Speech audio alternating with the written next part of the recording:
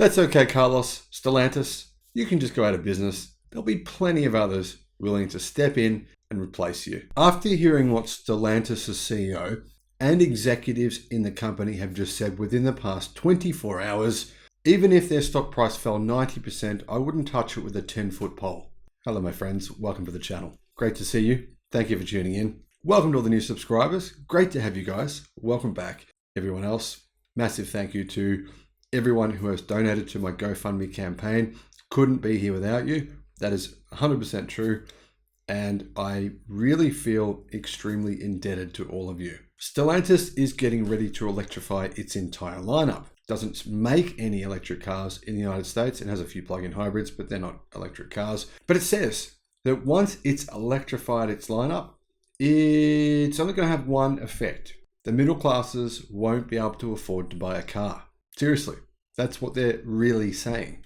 The high cost of electrification will pay a heavy price for the average American, the average Canadian, the average Australian, the average European. If you're watching this, you'll be paying a price, says Stellantis. It's curious that they'd be saying this right now, especially considering that lithium carbonate and refined battery-grade lithium have come down in price by 67%. 67% this year. Battery pack prices now are reported to have come down by 24%, average across the industry. Now, there'll be a flow-on effect as lithium prices continue to come down, and as we see sodium batteries start to take market share. It's going to be a really big competition, because remember, these battery companies have been ramping up for years. They've been used to having more demand than they can handle. Look at the money they made last year. They made billions and billions of dollars. No one expected this. They were like, what? CATL, BYD, record profits from battery sales. Never seen anything like it before. All of a sudden, the tide turns. Some of these lithium companies are starting to actually stop refining because the price has gone down so low. Battery companies are starting to sell their batteries cheap because they don't have enough. They've made more than they actually have demand for. This is not a narrative that anyone's admitting to. So this kind of idea, this mythology that Stellantis and Toyota are trying to preach to you, to tell you, has nothing to do with the actual costs of making an EV. Nothing. There's no connection to reality here. This is all about them and their ability to today make an EV affordably. They don't have factories set up purely for electrification. They don't have staff trained for the last 5-6+ years purely for electrification. They don't have production lines with automation and efficient forms of technology making the cars set up to build EVs. They don't have the efficiency that they have in their internal combustion engine production facilities. And the reason it being, why? They just didn't take EVs seriously. So now that Stellantis is saying that they are going to struggle to make EVs at an affordable price, and therefore you will pay the price, means simply you won't pay the price, they will. Because if they won't sell you an affordable car, somebody else will. That's the reality here. Stellantis will simply be disrupted. It's just like Nokia. It's just like Kodak. Inside EVs says, while Stellantis sees the electric Ram 1500 REV pickup as its future, it says that bringing it to market in late 2024 will be costly. This is the kind of thing that Toyota's been saying. Been saying for years, the BZ4 will be expensive. The BZ4 will be expensive. Literally, they've made this quote at least 10 times. The thing is, if customers think it's expensive, they'll simply buy an alternative. Company executives at the New York International Auto Show underlined the need to boost profitability and cut costs in order to fund the shift to EVs. Speaking with Automotive News, Ram CEO Mika Koval Jr. said the 1500 REV is what we're here to celebrate and talk about, but it's expensive. Yeah, especially expensive when you look at the size of the batteries.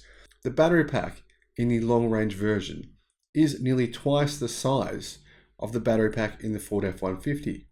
It's more than twice the size in what's projected to be the battery pack size in the Cybertruck.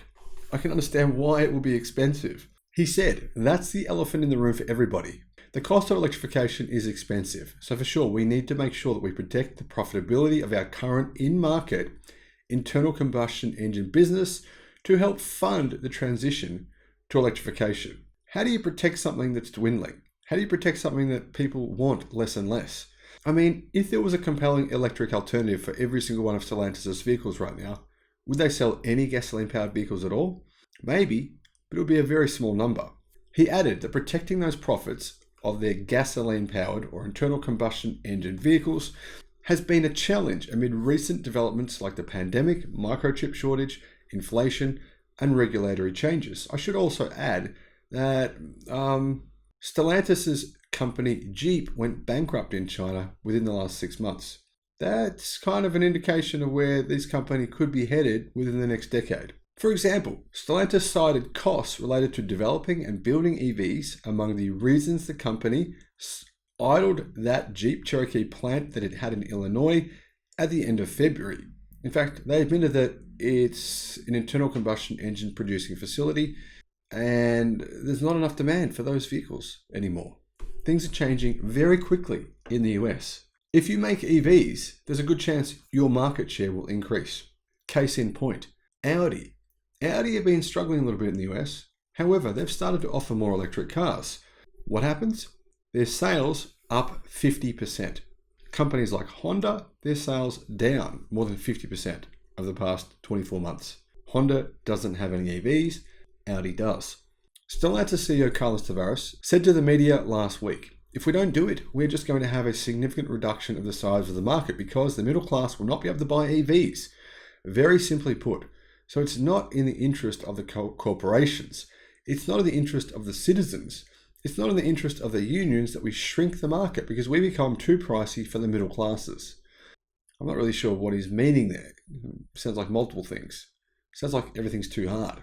That's what he sounds like he's saying to me. But let me know what your thoughts are. Stellantis plans to launch more than 25 EVs in the US by 2030 from its Ram, Jeep, Dodge, and Chrysler brands. Ram plans to debut an electric version of the ProMaster van this year, followed by the 1500 REV in 2024. The truck brand is also considering an electric mid-size pickup that was shown in concept form to dealers in March. Now, I made a video about that pickup. I'll put a link in the description.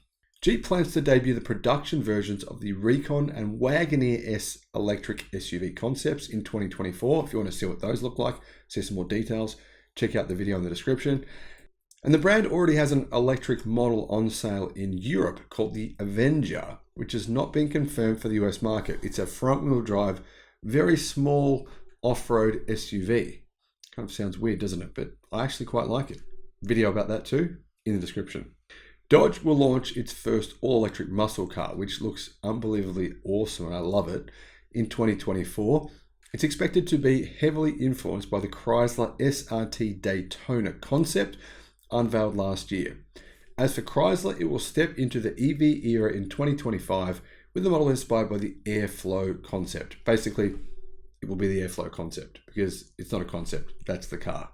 My response to Carlos and to Stellantis' executives. That's okay. You can just go out of business. Thanks for watching, my friends. Let me know your thoughts in the comments. Bye-bye.